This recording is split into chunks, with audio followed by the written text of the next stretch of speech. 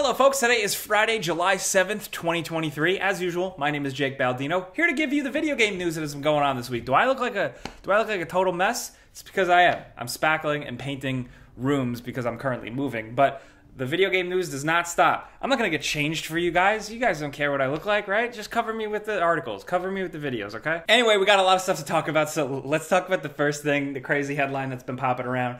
And you see it here on our video, the Elder Scrolls 6 release date. Well, sort of. Actually, this is pretty interesting. We have talked so much already about the Microsoft, Activision Blizzard, Xbox hearings throughout various countries, and most recently the FTC hearing in the United States, where regulators questioned both Microsoft and other industry heavyweights like Sony and stuff about the whole video game industry and the acquisitions and stuff, and we've had tons of juicy bits of information come out. But the last day of the FTC hearing, we got a pretty good little thing from Microsoft's lawyer specifically. So somebody who is presumably a little bit more in the know of Microsoft's business practices. The lawyer kind of maybe let it slip a little bit. Elder Scrolls 6 is a projected release date. From The Verge, a quote from Microsoft's lawyer during the hearing: "Could I clarify one issue that counsel raised with you when asked about ZeniMax and asking him to find a game that was most similar to Xbox? He mentioned Elder Scrolls. That is incorrect. There are two Elder Scrolls games.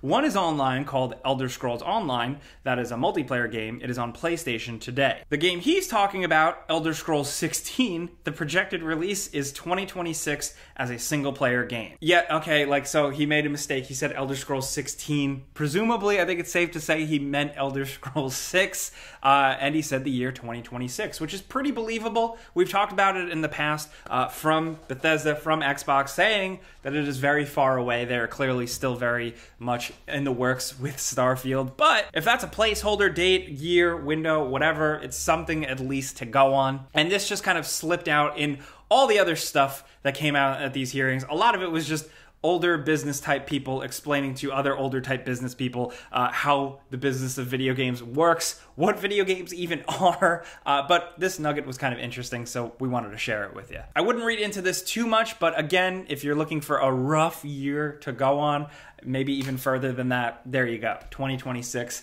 Good luck. Don't hold your breath. Now, speaking of not holding your breath, I don't know about this one. The Red Dead Redemption Remaster thing. We talked about this last week because a South Korean ratings board released a rating for a new Red Dead Redemption. You know, not Red Dead Redemption 2 or anything like that, but an actual Red Dead Redemption title. And South Korean rating boards have in the past leaked stuff early like this. The ratings come out, and then it turns out to be an early game reveal. So people are already taking that, and now more things are piling up, with some people putting together clues with Take-Two's earnings reports and games, two games that they are planning to release soon. Granted, Take-Two is very big. They have a lot of studios, so people are trying to put the clues together, but the biggest thing also was from Last Stand Media, Colin Moriarty, pointing out specifically that from what he has heard, the news in the past that Rockstar scrapped all the remasters and remakes after the whole, Grand Theft Auto debacle. Apparently that is not the case, and with Red Dead Redemption specifically, they just took the time to work on it longer and make it better after that mistake. And with all the clues and all the rumors and everything kind of coming up together, it's seeming like if it is announced, it may be announced in August. Now, take this all with a grain of salt. None of this is confirmed. Rockstar hasn't responded to anything. It's a lot of, inside sources and unnamed sources and stuff like that. But it could be a thing. And I think Red Dead Redemption is a great game to experience, and it would be fun to revisit. I replayed it a couple years ago. I said this last time. It's great. What I really also would like is to see Red Dead Redemption 2 beefed up for the next-gen consoles. But if we're just asking for things, if we're just wishing to the Rockstar fairies, Red Dead Revolver? Could we get some love? I know that's I know it's like the black sheep, but it's also the coolest. Is that blasphemy to say? That game is sick. That game is so cool. It's also not really a Rockstar game, but I don't care. Yeah, but in my head, it's Rockstar's coolest, weirdest game. So, moving on over though, if we are going to talk about rumors and speculation and stuff like that, Rise of the Ronin. You probably remember this one being announced as an open world, kind of Souls-like, cool colonial samurai adventure from Team Ninja. This looks super promising. When this was revealed, I've been really wanting to see more, and I think other people are itching for that too, because we do have some rumors, some speculation, some leaks maybe from The Snitch, a leaker who has, built a reputation in the past for sure, and just, they had some little morsels. Specifically that the game is a mix of Assassin's Creed, Ghost of Tsushima, and Dark Souls. They had a bunch of item descriptions, and a couple of screenshots and stuff have leaked out there with a skill tree that you progress through to learn moves. We're not going to show those images so we don't get like copyright flagged or taken down or whatever, but the game is going to have multiple difficulty options. It's going to be open world with side quests. It's going to have both performance and quality modes. There are apparently going to be romance options as well, which is a very cool random thing. I'll take that from a leak or a rumor. And also it is planned for the first quarter of 2024. Now, a lot of those bits of information could just be speculation. Like, it's pretty easy predictions. But still, if the Snitch got it from a reputable source, that's promising stuff to hear. I'm just desperate to hear anything about that game. Maybe, at the very least, if the first quarter 2024 thing is true, if that does shake out, hopefully that means maybe we'll hear some more soon. Now, next up, before we move forward, big thank you to you for sponsoring this video. Thank you for watching. That's it. We have no sponsor segment this week, so I always like to say, hey, thanks for watching. We've been doing this show for many, many years now, so thanks for clicking, thanks for commenting. It puts food on the table, and we appreciate it. Not being corny, but yeah. Okay, this next one is kind of out of left field, but rumors and unnamed sources from Kotaku are suggesting that Ubisoft is working on like remaking Assassin's Creed Black Flag. Is this what it feels like to get like old? I still vividly remember like platinuming that game and playing through the whole thing, and like I feel like it just came out, and what? I get why they're doing it, because like Skull and Bones is never coming out. They're probably using that framework. Who knows? And I know people are sick of remasters and remakes, and I do want to point out that I see this for them very much as a safe bet. In times of, it's always said, the quote is, in times of economic uncertainties, companies will always take safer bets, guaranteed wins, and remasters and remakes are those, and Assassin's Creed Black Flag is like the best game. I love it. I love it so much. So I'm sorry, I'm not going to say like they shouldn't. I don't know. I just would I wouldn't mind a reason to replay it again. If they just take it and blow it out and make it like the big RPG ones like Valhalla and Odyssey, I could see that also, because it's like a big open ocean world. But for what it is, I just really like that game. So whatever they do, if this is true or not, we'll see. But it was a wild rumor we had to bring up. I always say this. I've said this in so many videos on my channel and on here. Ubisoft, if you want to make money, just spin off. You should have, after Black Flag, you should have spun off and done games called Pirates Creed.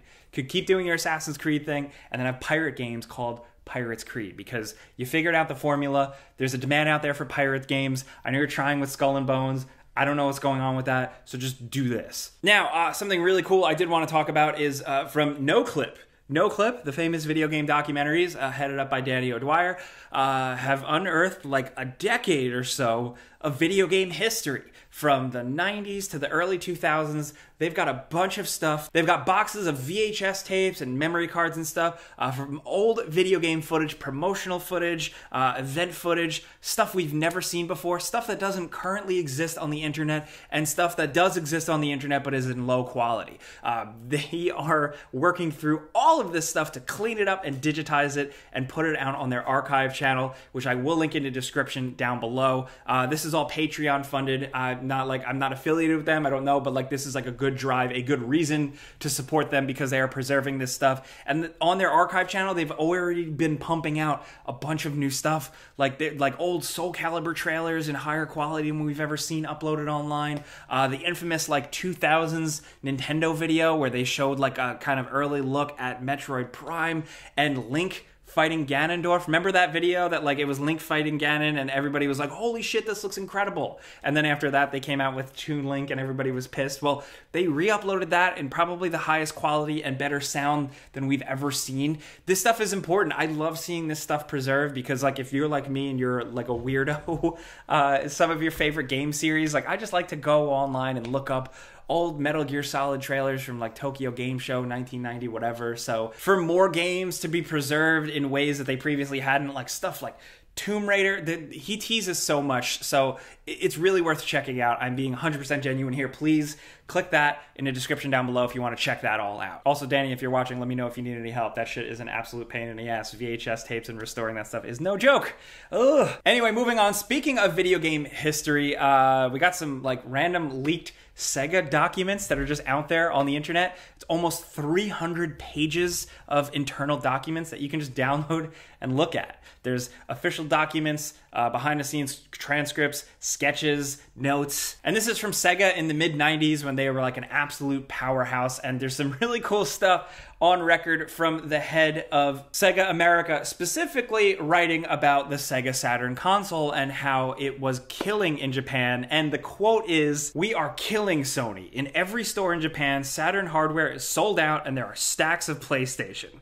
The retailers comment that they can't compare true sales rate because Saturn sells out before they can measure accurate. I wish I could get all our staff, sales, retailers, analysts, media to see and understand what's happening in Japan. They would then understand why we will win here in the US eventually." I wonder how that went for them. Yeah, that did not really work out. Famously, not too long after that, that CEO did resign. So there's that. But this is just a cool treasure trove of information. We got weird stuff we're talking about this week, and I thought this was worth sharing. Now, some quick trailers. I also wanted to link in the description down below. The first is a character gameplay reveal trailer for Rashid coming to Street Fighter 6. Street Fighter 6 is absolutely killing it. It got me interested in the game as kind of like a casual person who's always been kind of afraid of Street Fighter. It's great, and the character drop of Rashid is looking pretty awesome. The moves look pretty wild, and you're going to be able to play as him July 26th. Also, we just got a spicy new Mortal Kombat 1 trailer. Things just kind of keep getting weirder with this game, and I'm down to be here for the ride. They revealed a bunch of new characters, or characters that are going to be in the game, including Smoke, which is awesome. The full trailer is linked. Then also, new Avatar game? No, not the blue people. The bald boy who throws the wind. Excuse me. Avatar: The Last Airbender Quest for Balance is dropping fall 2023, and it's just like a full-ass Avatar game with Aang and all his friends reliving the adventure, getting that magic back. I know a lot of you guys out there are Avatar heads. This could be a disaster.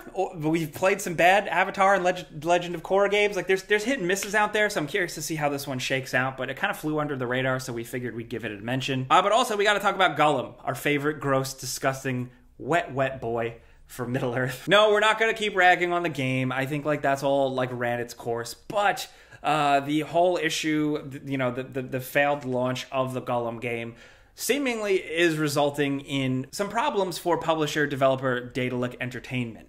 Daedalic has announced that they are closing their internal game division that did develop this game. This German-based publisher is still going to focus on just publishing their games, which is good because Daedalic does publish some important kind of weird, quirky games. They fill a niche in this industry, but unfortunately, the development side is shutting down, seemingly because of the big hit they took with Gollum. Along with that, they are canceling their next Lord of the Rings game. I know that news came out after Gollum released that they were just working on another Lord of the Rings game, but apparently that is now no more. So with all the ragging we do on Gollum, it is important to note that some people who were just trying their best lost their jobs. Game industry layoffs and churn is definitely a thing we've talked about in the past. It is still ongoing, but as you probably know, I mean, like the Lord of the Rings brand is going to continue. You know, the money is going to keep churning somewhere else. Other studios are working on Lord of the Rings games, publishers, stuff like that. So it's not the end, but for Daedalic's adventures with this, for now, it seems like it is. But that's all the news we could cram in this week. I gotta go get back to work, but let me know what you think about the stuff going on this week, like with Elder Scrolls 16. Haha, just kidding. Elder Scrolls 6. Do you think we're going to actually see that when Microsoft's lawyers said? Do you think it's further than that? Do you think it's before that? Do you think they're full of shit? What do you think, man? Also, what do you think about all that fun video game history stuff we talked about? Definitely let me know what you think, please. I want to hear from you. Let us know anything in the comments. We'll be down there as much as possible, but things get a little crazy. So, of course, if you want to find me on Instagram and like whatever new social media thing, at Jake Baldino. Also, every other week I do a podcast with my friends called the Friends Per Second Podcast. Check that out. But the biggest thing is in the pinned comment, let us know what you're playing this weekend. It's for our research. We always do it. It's like, you know, it's engagement, but also it helps tailor videos to you guys. It helps to know what you're playing. So comment, if you will. Thank you. But thank you for being here. Thank you for watching. We're here every Friday. I'm Jake. See you guys next time. Pizza's on me.